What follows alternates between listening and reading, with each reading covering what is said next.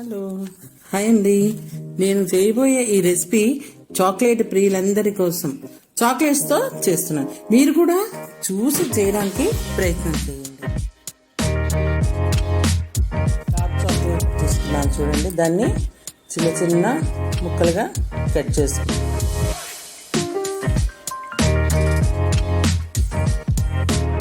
చిన్నగా వేసుకోవచ్చు, కొంచెం పెద్దవైనా పర్వాలేదు. అయితే దీన్ని గిన్నెలో వేసుకుంటాం. అలాగే వైట్ చాక్లెట్ కూడా తీసుకొని దాన్ని కూడా చిన్న చిన్న ముక్కలుగా కట్ చేసుకుంటాం.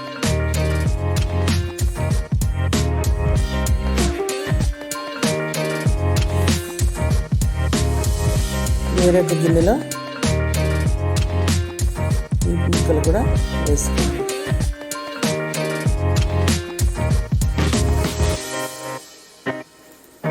ఇప్పుడు చిక్కటి పాలుని చక్కగా వేడి చేసి అవి ఈ 2 బౌల్స్లో కూడా సర్దుకోవాలి. హాఫ్ వేసుకోవాలి. దాన్ని ఇలాగా ఆ చాక్లెట్ పీసెస్ అన్నీ కూడా కరిగేటట్టు కలుపుకోవాలి. స్పూన్తో కానీ దీంతో కానీ చూడండి. ఇలాగ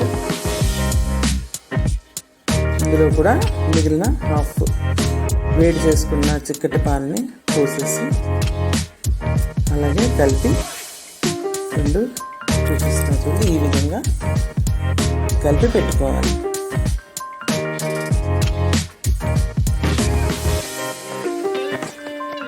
ఇప్పుడు వేరే గిన్నెలోని అమూల్ క్రీమ్ తీసుకున్నాం కదా, అది కొంచెం కొంచెం వేసుకొని దీన్ని ఇలాగా బీటర్తోని దాన్ని బాగా కలుపుకోవాలి.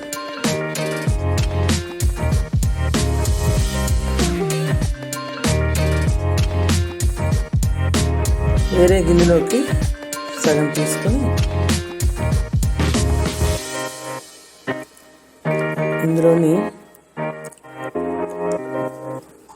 ముందుగా చేసి పెట్టుకున్న డార్క్ చాక్లెట్ క్రీమ్ ఉంది కదా, అది కొంచెం కొంచెం వేసుకొని మళ్ళీ దీన్ని బీటర్తో బాగా కలయబెట్టాలన్నమాట. అది కూడా కొంచెం కొంచెం వేసుకోవాలి. అలా అదే విధంగా ఈ వైట్ చాక్లెట్ని కూడా అలాగే బీటర్తో చక్కగా కలిపి పెట్టుకోవాలి.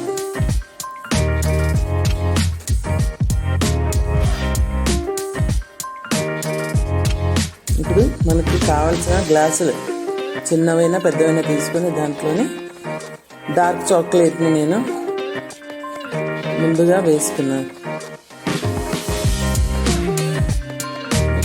1/4 వేసుకోవచ్చు.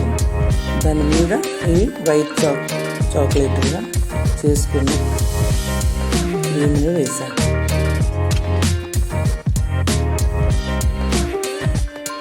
చూడండి ఈ విధంగా. అలాగే మిగిలినవి కూడా ఇంకొక 3 గ్లాసుల్లో సర్దుకున్నాను. నేను కొంచెం డిజైన్గా ఉంటుందని కూడా 2 గ్లాసుల్లో వేరేగా వేసాను. ఇలాగా ఈ చాక్లెట్ క్రీమ్ వేసేసాక దీన్ని ఒక 3 గంటల సేపు ఫ్రిడ్జ్లోని డీప్ ఫ్రిడ్జ్లో పెట్టుకోవాలి.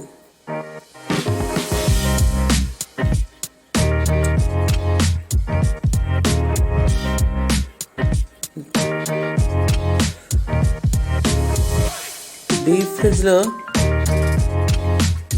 పెట్టి తీసాక దీన్ని మనకి ఇష్టమైన చాక్లెట్తో గార్నిష్ చేసుకోవచ్చు.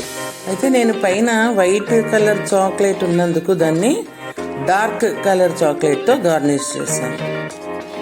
చూడండి ఈ విధంగా చేసుకుంటే కూడా చాలా బాగుంటుంది. చూడగానే తినాలి అని అనిపిస్తుంది. డార్క్ చాక్లెట్ మీద ఇప్పుడు వైట్ చాక్లెట్తో గార్నిష్ చేస్తున్నాను.